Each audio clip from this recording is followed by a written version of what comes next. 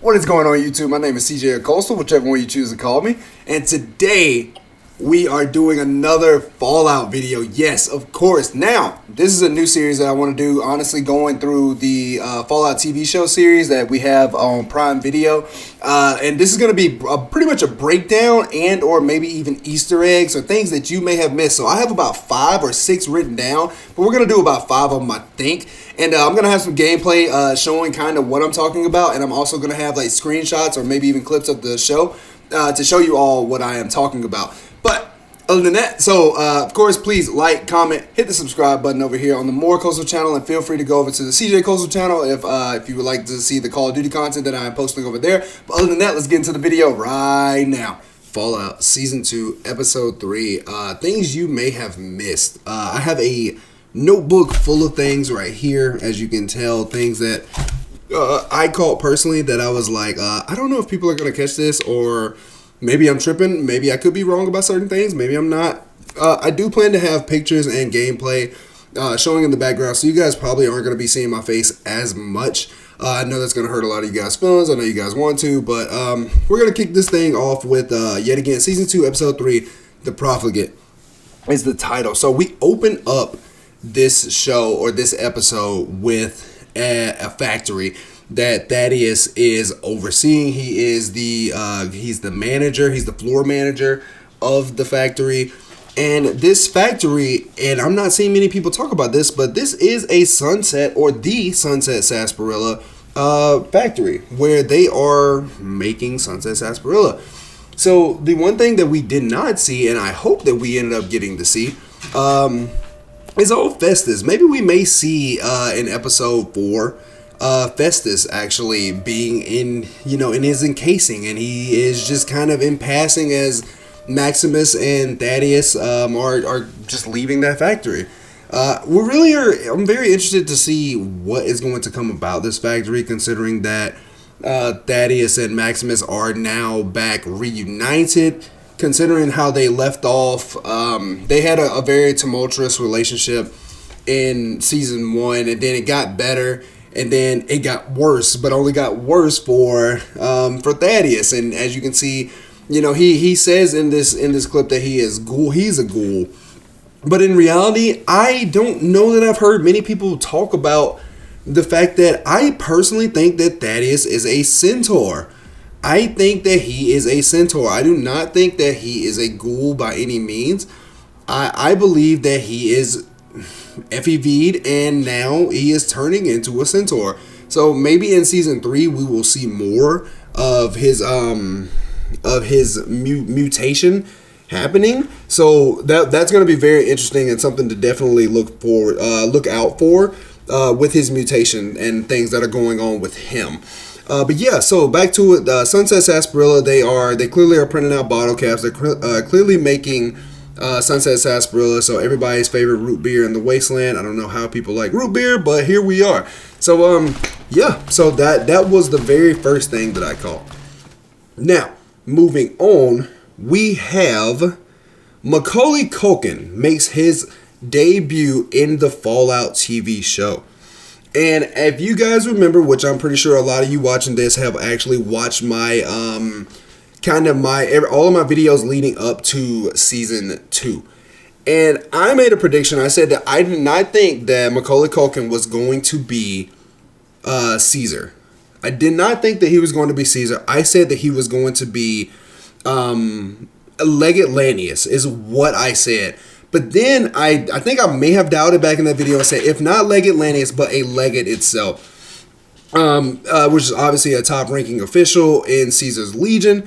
And turns out, here we go, he is indeed a Legate, because that was what I had suggested. I only made this assumption based solely on one frame. And that one frame, it hit me like a pile of bricks when I saw it, and I said, you have got to be kidding me. I was like, literally, Mr. New Vegas on the radio said something about this happening. And then, as we see, we get the mask, and we see that Macaulay Culkin is indeed a Legate. And in my notes, I have Macaulay Culkin is legate Lanius or some form of legate. That is my notes that I have right here. And turns out I was right. I was right all along. I don't know how many of my predictions I'm going to get right, but I am going to take that one as a massive win for Camp Coastal over here. But yeah, okay. And the next one, I don't have this one written down, but this is something that I noted, like in my brain. Yes, it got a little cold, so I put on my sweater. And this is actually post-production, so whatever, it doesn't matter. Another thing that I did note was Caesar's displacer glove. So I've seen a bunch of talk on Fallout forums and Reddit and Twitter and stuff talking about how they weren't sure how they were going to portray Caesar and all this and that, and mainly because like the preview clip for this episode came out, and they were like, Caesar's got an AK-47. Oh man, that's not the Legion. So what actually ends up happening is that the Caesar that we know is dead. He is dead. He is simply up on a hill, and the Legion is at a civil war and eating itself alive. And now we got an image of him in this episode where he is dead with the next heir to the throne of the Legion is in his pocket, but no one can get to it because every single time they try to go up the hill, they get shot at from either side. But as you see in this clip, he definitely still has his displacer glove. He died with his displacer glove. That is the real Caesar that we know from Fallout New Vegas. So the Caesar that we see two different Caesars actually, one on either side, and yeah, so that should go ahead and knock all of the speculation out about, well, they aren't keeping this game true to the show true to the game and all this and that. Everything went real quiet once that scene showed up. People were like, oh yeah, maybe you shouldn't say crazy stuff on the internet before you actually get to see the real outcome. So yeah, so that was one that I wanted to actually point out. I thought that was like super interesting. That yes, we do get to see the real Caesar's displacer glove on his decayed corpse on a hill somewhere. Yeah, this little tiny random hill, he's just there with his displacer glove. So yes, this is something that I don't know if, I'm pretty sure most people caught it, but this was an ode to Fallout New Vegas, the game. This one I thought was just funny. Lucy fails a speech check in the Legion and didn't save game. That's what I have written down on my notes, is that she completely fails a speech check and it ends up getting her crucified. So that's also going to lead into another one that I have. But yeah, it ends up having her put up on a cross. And she didn't save game, so she couldn't restart and try to maybe get around that speech check, or maybe come back and do that speech check when she actually had her speech attributes ranked up a little bit. So yeah, I thought that was a really funny thing, because it was like, her going in and, being all naive and saying, I can talk to people, I can fix this. And then then the legate or Macaulay Culkin is like, yeah, no, that's not how this works.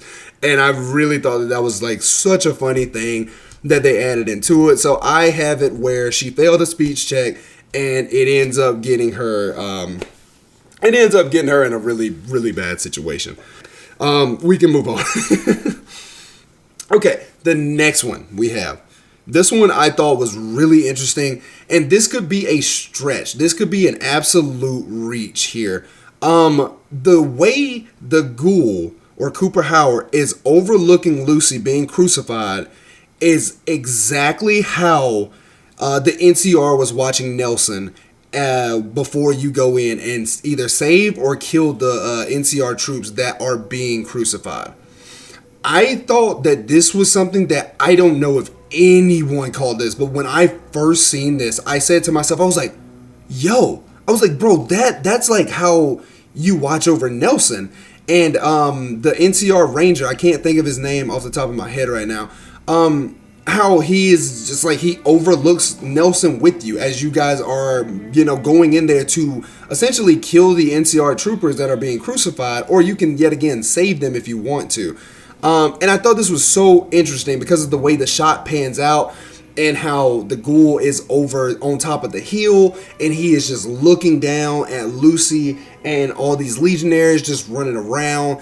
And I was like, this is identical to Nelson. I do not know if anyone is saying anything about this, but I thought that this was so interesting. And yet again, to be completely transparent, this could be so far-fetched. This could be something that is just like a nope, he was just standing on a hill, Lucy just failed that speech check, didn't save game, and now she's being crucified, and we can leave it at that. But for me, this moment stood out, and I specifically told Brian, I said, this is exactly how it was in Fallout New Vegas with Nelson. So if you caught that and thought the same thing, hey man, kudos to you, because I truly don't know if this, like I said, this could be a complete stretch, but that's what it seemed like to me, and that's what we're gonna say because this is my YouTube channel, so that's what happened. Okay, moving on, we have Prim and the Bison Steve, and you have the roller coaster in the background with the two NCR Rangers as Cooper Howard or the Ghoul is roaming through the desert. I thought that this was really cool to have Prim in the background, to be able to see like that, like, you know, just something that we know. Obviously, it's for our nostalgia, of course, and I just really thought that was like really cool. We know plenty of stuff is in Prim. We know that you can go. You pretty much always, most of the time, go through Prim before you get to before you get to Nipton. And so I thought this was like super duper cool to be able to see Prim in the background, because obviously, like I say, you got the Vicky and the Vance Casino. You can find Eddie there if you repair him.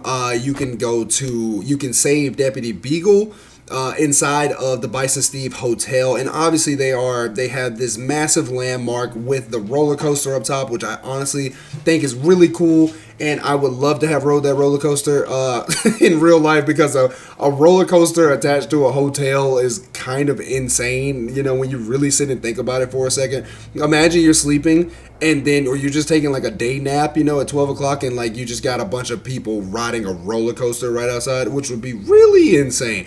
But yeah, so to be able to see it in the background was, I thought it was a really cool thing.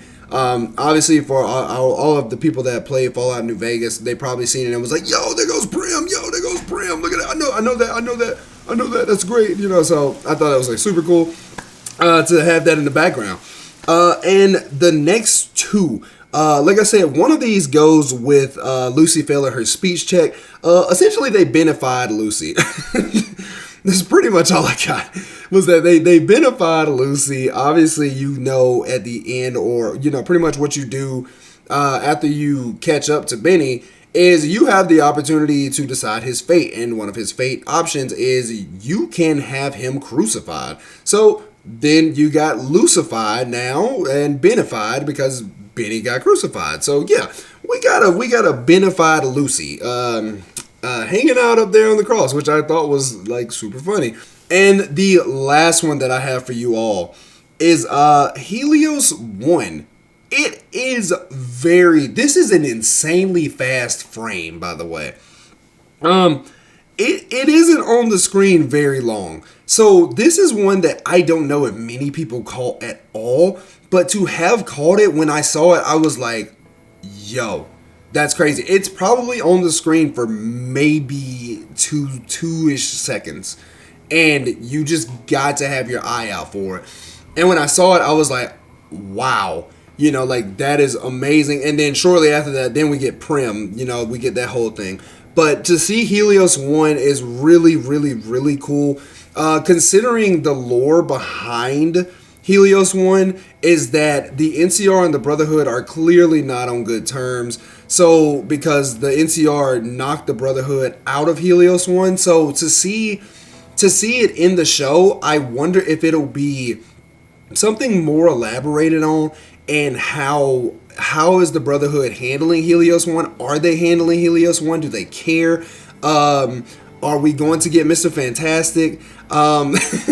You know, like, are we gonna get are we gonna get some more intel going into Helios One because we've seen it? Are we gonna see more of Prim because we've already seen it? Or are these things just kind of put in place for us Fallout fans to truly enjoy and just say, I know that. You know what I mean? Like, you kind of feel that sense of nostalgia when you see it on the big screen.